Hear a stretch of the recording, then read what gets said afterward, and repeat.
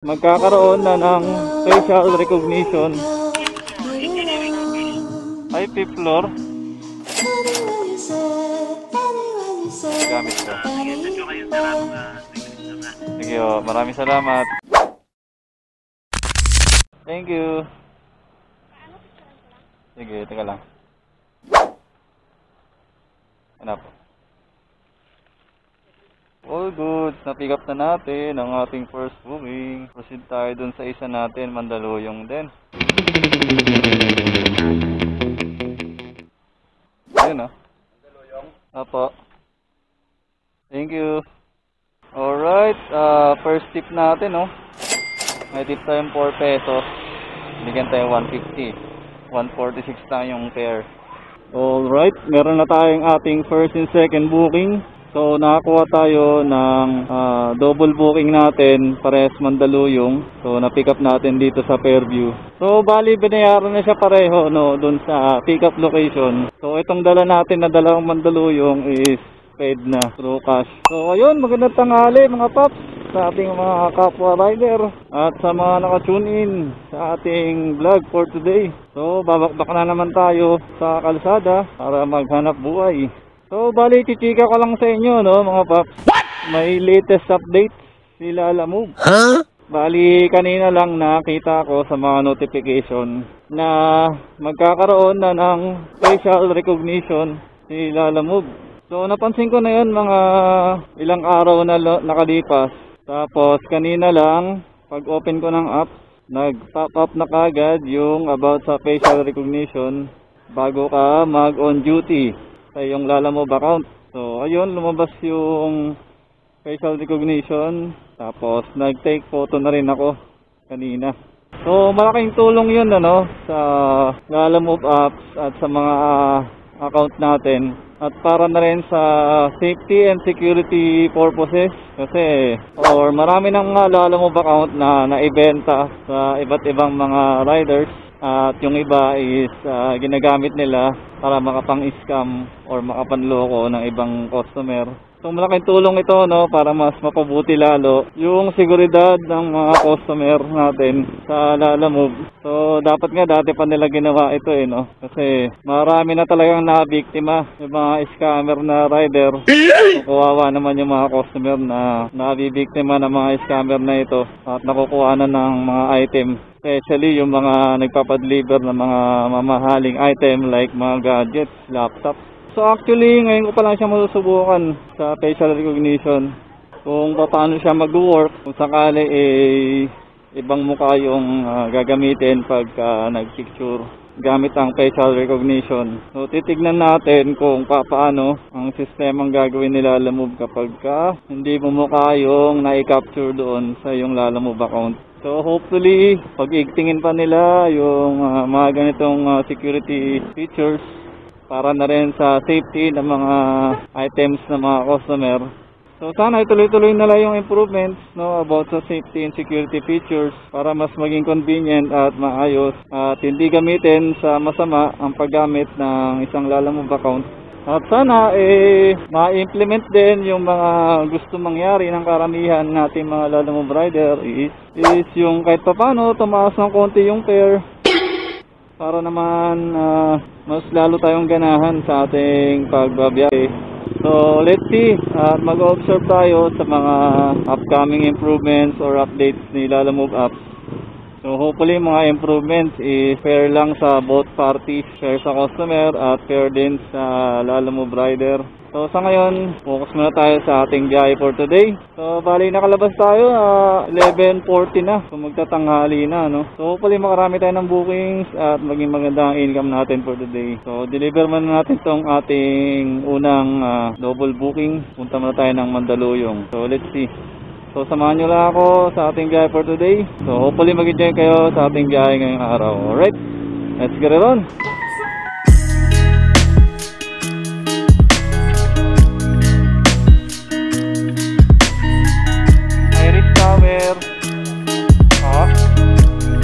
Deliver po Lalamove.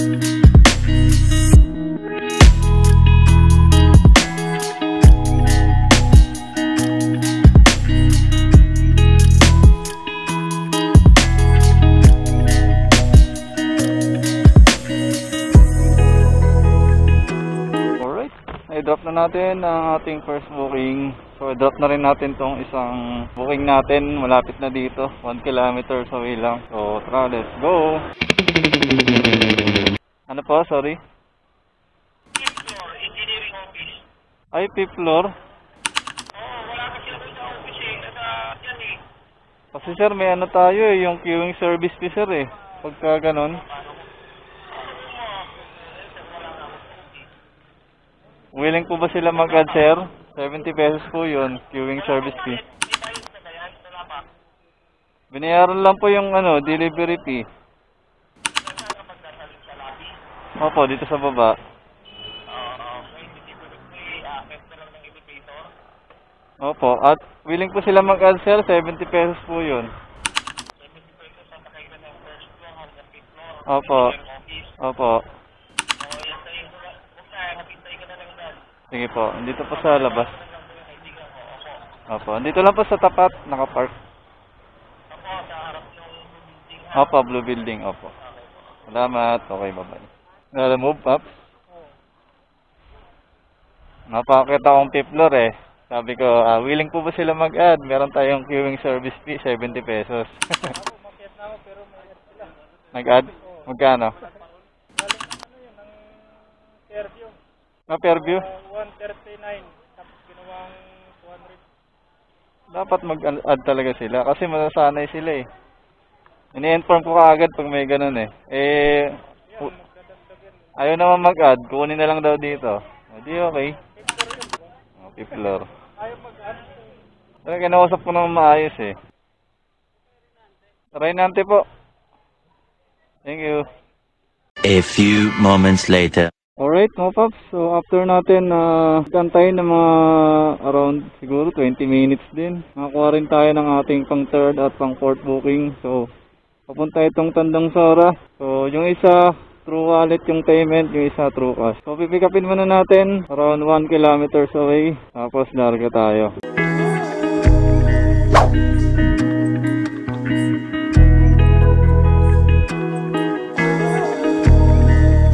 Good afternoon, Lala mo for pick up. Ay, kuya, kinancel ko na po, kuya, kasi... Kanina. Ano po kasi nag-ano na yung customer. Tay. Kuya, kasi nakalagay sa ano mo kanina, 3 minutes lang. Pero ilang oras na po kasi wala pa po kayo. Mamadali po kasi pagkain po itong dadalhin. Dapat pa nilagay niyo po oras. Dito na ako na sayang tuloy yung oras saka yung gas. Wait naman, dalas talaga mangyaring ganito. Kina-cancel ng customer. Pagdating na ng pick up, wala na pala, na-cancel na. Nagsayang ka lang ng oras at gas papunta sa pick up location. Bale, may nakuha naman tayong kasabay na booking papunta namang Lagro. Bale, ipipick upin na muna natin, 1.9 kilometers away. Mabigat ba yan, sir? Mabigat din? Tayo na lang, hindi naman siguro uulan. Sana, hindi umulan.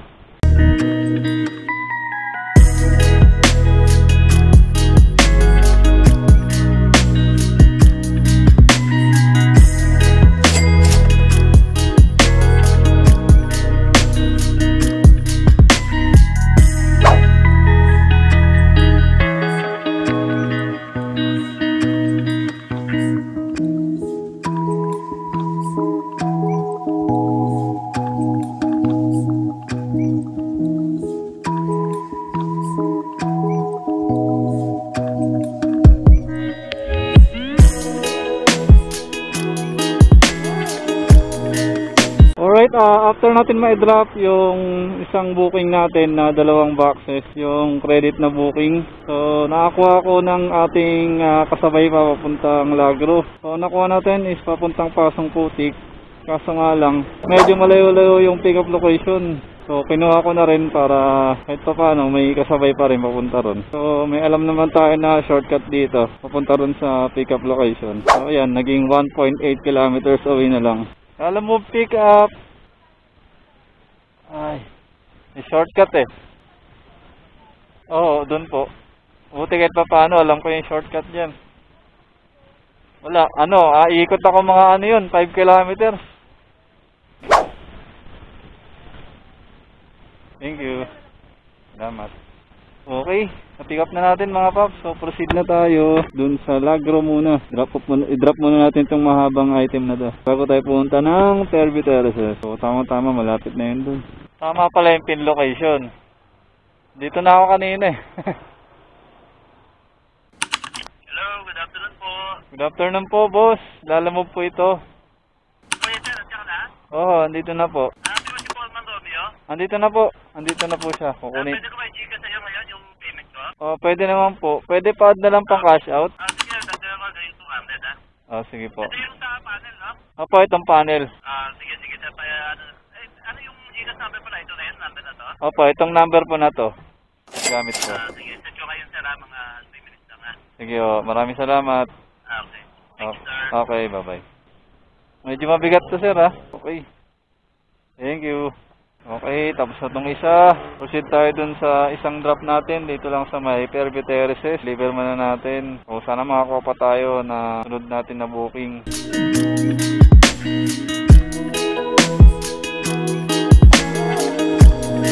Ay, na-drop na rin natin ang ating pang-ilimang booking. So nakakalima pa lang tayo. Yung isa doon credit. 4 puro cash. So check tayo ng ating next booking. Sa wakas nakakuha tayo ng ating pang-anim na booking. Grabe, tambay malala. Siguro nasa almost 1 hour din ako nakatambay. Dahil kukuha sana ako ng pang-uwi na lang. Kasi nandito na ako malapit sa Fairview. May mga lumalabas pero nauunahan ako. So ngayon, tiyaga pa rin nagantay. Kahit pa paano may nakuha tayong isa. Punta nga sa Talasian na Baliches. So pwede na yun, malapit-lapit na rin dun sa uwian natin. So ngayon pipick upin ko muna 1 kilometer away. So ayun, sa mga ganong situation, tsatsagain mo talaga magantay hanggang sa makachempo ko eh. Grabe, almost 1 hour. Well anyway, kung hindi tayo naimili ng specific booking is marami naman tayong makakuha. Kaso nga lang, papalayo na rin. Hapon na rin, paggabi na. Sigurado pagpabalik, gagabihin ka talaga. Rush hour pa naman. Doon na pa yung payment? Okay, salamat. Okay, larga na tayo. Siguro ito na muna yung magiging last booking natin. Pang-anim at pang-last na booking. Thank you. So medyo matumal lang ngayon ang ating biyahe. Pero okay lang, kahit pa paano. Hindi naman tayo na zero. 6 na booking, 5 dyan is puro cash. Yung isa is through wallet para hindi mag-negative ang ating top up. So, top up wallet natin, ang balance is 173. So magpapagas tayo, nabuwasan tayo ng 1 bar. So siguro papagas tayo halagang 100 pesos lang muna. Enough na siguro yun para ma-full tank. So siguro ang income natin na malinis is nasa 600 din siguro. More or less 600. So hindi na rin masama, hindi tayo na zero. Kahit pa paano, mita pa rin tayo sa ilang oras natin pagbiyahe. Tanghali na tayo lumabas. So pauwi na tayo, lapit lang dito sa 5 ng hapon. So yun lang mga paps. I hope nag-enjoy kayo sa ating biyahe for today. Okay, pagas muna tayo. So yun, maraming salamat sa mga nag-subscribe sa ating channel in the past few weeks. So shoutout sa inyo mga paps. At sa mga hindi pa nakasubscribe, pindutin na lang ang like, share, and subscribe button. Pati na rin ang notification bell para updated kayo sa mga upcoming uploads ni Papi Sai Vlog. Alright, sana nag-enjoy kayo. Hanggang dito lang muna ating video for today. Alright, so maraming salamat po. Ride safe po sa ating lahat. Bye bye, peace out.